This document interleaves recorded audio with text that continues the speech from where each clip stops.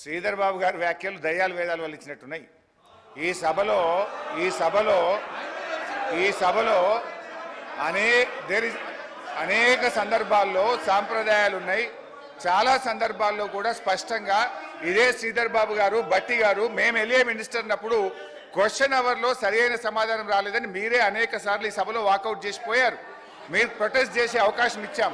So నేను sir, speaker sir, ఒకటే నిమిషంలో మా నిరసన చెప్పి బయటకు వెళ్ళిపోతాం. I don't want to waste the time. ఎందుకంటే ఇందులో సిగ్నేటరీ కాకపోయినా మీరు సాంబశివరావు గారికి అవకాశం ఇస్తారు. అక్కడ సభా సమయం వృధా కాదు. మాకు సరైన సమాధానం రాలేదని మేము అడుగుతామంటే మా గొంతు నొక్కడానికి మాత్రం సభా సమయం మీకు అడ్డం వస్తున్నది. అయితే అధ్యక్ష, గౌరవనీయ మంత్రివర్యులు, గౌరవ ముఖ్యమంత్రి గారు, స్పీకర్ సార్, బాబు హరీష్ రావు గారు దాదాపుగా 2004-05 సంవత్సరం నుంచి శాసనసభ్యుడిగా ఈ సభలో కొనసాగుతున్నారు.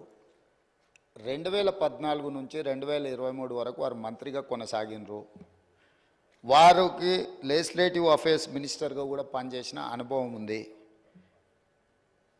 చైర్ మీద ఆరోపణలు చేయడం ఏ సభ్యుడికి తగదు. వినండి. ఎందుకు అంటే ఇది ప్రాధాన్యతతో కూడుకున్న సమస్య. కార్మికుల పక్షాన, కార్మికులు కష్టాలలో ఉన్నప్పుడు, 50 రోజులు దీక్ష చేసినప్పుడు, 50 మంది చనిపోయినప్పుడు, ఖమ్మం జిల్లాకు సంబంధించిన డ్రైవర్ శ్రీనివాసరెడ్డి గారు తన పిల్లలు పెద్ద ఉద్యోగాలలో ఆర్థికంగా బలంగా ఉన్న ఆనాటి ప్రభుత్వం యొక్క వివక్ష 50,000 కార్మికుల పట్ల చూపిస్తున్న విధానాన్ని వ్యతిరేకిస్తూ ఆత్మ బలిదానం చేసుకున్నప్పుడు ఆ కుటుంబాలకు వాళ్ళందరూ అండగా నిలబడ్డారు. అట్లాంటి కార్మికుల తరఫున కొట్లాడే కమ్యూనిస్టు పార్టీ ఈ సభలో వాళ్ళ తరఫున మాట్లాడడానికి అడిగితే మీరు వాళ్ళకు అవకాశం ఇచ్చిండ్రు. ఎందుకు? కార్మికులు ప్రాధాన్యత, కార్మికుల తరఫున కొట్లాడే వాళ్లకు ప్రాధాన్యత ఇవ్వాలి. ఈ ప్రభుత్వానికి ఏదైనా వాళ్ళ సూచనలు ఉపయోగపడితే ఆ సమస్యల్ని పరిష్కరించాలి అనే ఉద్దేశంతో మీరు సాంబశివరావు గారికి అవకాశం ఇచ్చిండ్రు. మీరు ప్రశ్న అడగకపోయినా అతనికి ఎట్లా అవకాశం ఇస్తారని వారు మాట్లాడిండ్రు కదా అధ్యక్ష. అది ఏ చట్టానికి దేనికి అసలు వారు మాట్లాడుతున్నది పూర్తిగా విరుద్ధం. ఒక్కసారి ఒక ప్రశ్న ఈ సభలో ఆమోదం పొందింది అంటే ఈ సభ యొక్క ఆస్తి. సభ ప్రశ్న అడిగిన వాళ్ళకే అవకాశం ఇవ్వాలి, మిగతా వాళ్ళకి అవకాశం ఇవ్వద్దని ఏ చట్టంలో లేదు.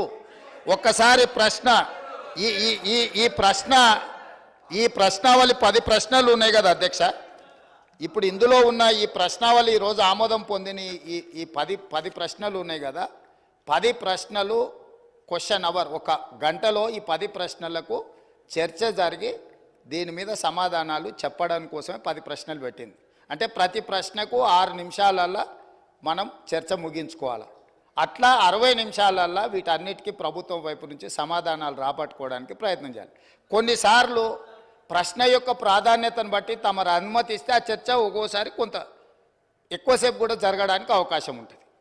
ఎప్పుడైతే ఈ క్వశ్చన్స్ సభకు అడ్మిట్ అయి హౌస్లోకి వస్తాయో ఇది హౌస్ ప్రాపర్టీ అవుద్ది, ప్రశ్న అడిగిన వాళ్ళ ప్రాపర్టీ కాదు అధ్యక్ష. దయచేసి వారు 20 సంవత్సరాలు ప్రజాప్రతినిధిగా పనిచేసినని పదే జబ్బలు జరుచుకుంటారు కదా. కనీసం లెజిస్లేటివ్ అఫేర్స్ మినిస్టర్గా పనిచేసిన హరీష్ రావు గారికి ఒక్కసారి ప్రశ్న సభలోకి వచ్చిందంటే సభ్యుల యొక్క అందరి ఆస్తి ఇది అధ్యక్ష. ఎవరికి మాట్లాడడానికి అవకాశం ఇవ్వాలనేది చైర్ యొక్క విచక్షణ అధికారం అధ్యక్ష. తమరు సాంబశివరావు గారికి అవకాశం ఇవ్వడాన్ని, సభ్యుడు తప్పు పట్టడాన్ని 100% తప్పు.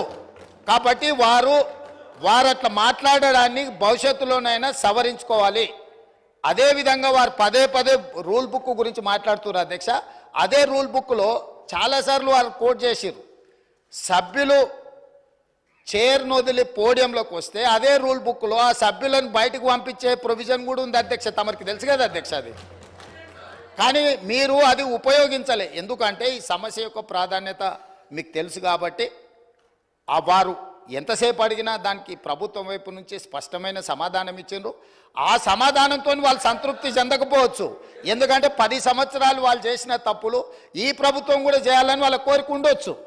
కానీ ఈ ప్రభుత్వము ఒక నిర్దిష్టమైన ప్రణాళికతోని కార్మికులను ఆదుకోవాలని, ఆ సంస్థను బ్రతికించాలని, ఈరోజు ఆ సంస్థను ఆర్థికంగా బలోపేతం చేయాలి అని ఈరోజు అహర్నిశలు కృషి చేస్తుంటే వారు పదే పదే వారి గతంలో ఆ కార్మిక శాఖకు గౌరవాధ్యక్షుడిగా ఉన్నారు. ఆనాటి ముఖ్యమంత్రికి ఈయనను ఎట్లా తొలగించాలనో అర్థం కాక ఆ కార్మిక సంఘాన్ని రద్దు చేసిండు. ఎందుకంటే ఈయనను తొలగించాలంటే ఏం చేయాలనో తెలియక వాళ్ళ అంతర్గత సమస్యలు, వాళ్ళ ఇష్టం, వాళ్ళ కుటుంబ సమస్యలు వాళ్ళు ఏమైనా కొట్లాడుకొని, కానీ ఆ కార్మిక సంఘాలనే రద్దు చేసింది వాళ్ళ అధ్యక్ష. అట్లాంటిది ఇప్పుడు మళ్ళీ మొదటికి వచ్చి పాత తప్పులన్నీ కప్పిపుచ్చుకోవడానికి ఈరోజు కొత్తగా ఈ ప్రభుత్వం మీద బురద జల్లి మంత్రి గారిని బుల్డోజ్ చేసే విధంగా మాట్లాడడం ఏమాత్రం సమంజసం కాదు అధ్యక్ష. చివరిగా నా సూచన ఒకటే సభ్యులందరికీ, ఎందుకంటే ఇక్కడ దాదాపుగా 119లో 60కి పైగా మొదటిసారి ఎన్నికైన సభ్యులు ఉన్నారు. ఆ సభ్యులు ఏమనుకుంటారు, వారు మాట్లాడింది విని? హరీష్ రావు గారికి 20 సంవత్సరాల అనుభవం ఉన్నది, ప్రశ్న వేసిన వాళ్ళే సప్లిమెంటరీ క్వశ్చన్స్ అడగాలనేమో అని ఈ సభ్యులందరూ కూడా తప్పుగా అర్థం చేసుకునే అవకాశం ఉంది. అందుకే మా నూతన సభ్యులకు నేను చెప్తున్నా, ఒక్కసారి క్వశ్చన్ హౌస్లో అడ్మిట్ అయిందంటే ఆ క్వశ్చన్ అనేది హౌస్ ప్రాపర్టీ. ఈ హౌస్లో ఏ సభ్యుడైనా కూడా సప్లిమెంటరీ క్వశ్చన్ అడగడానికి అవకాశం ఉంది. సప్లిమెంటరీ క్వశ్చన్ అడిగినప్పుడు స్పీకర్ అనుమతిస్తే ఎవరైనా మాట్లాడడానికి అవకాశం ఉంది. కాబట్టి మా నూతన సభ్యులకు కూడా నేను చెప్తున్నా, ప్రశ్న సభలోకి వచ్చిందంటే ఇది హౌస్ ప్రాపర్టీ, కాబట్టి సభను తప్పుదోవ పట్టించే ప్రయత్నం చేయొద్దని చెప్పి వారికి సూచన చేస్తున్నా అధ్యక్ష. Question hour is over. Remaining questions are postponed. All papers are placed and laid on the table of House. వాయిదా ప్రతిపాదనలు. శ్రీ పాల్వాయి హరీష్ బాబు గారు. ఇటీవల కురిసిన నిరంతర వరదల వలన తెలంగాణ రాష్ట్రంలోని కుమ్రం భీం, ఆసిఫాబాద్, మంచిర్యాల్, భూపాల్పల్లి, ములుగు, ఖమ్మం మరియు భద్రాద్రి కొత్తగూడెం మొదలగు జిల్లాలలో జరిగిన పంట నష్టం గురించి చర్చించాలని కోరుతూ ఇచ్చిన వాయిదా ప్రతిపాదనను తిరస్కరించడమైనది. వాయిదా ప్రతిపాదన. హరీష్ రావు గారు మీరు ఈ శాసనసభలనే సీనియర్ శాసనసభ్యులు. ఇది క్వశ్చన్ అవర్. ఇది సార్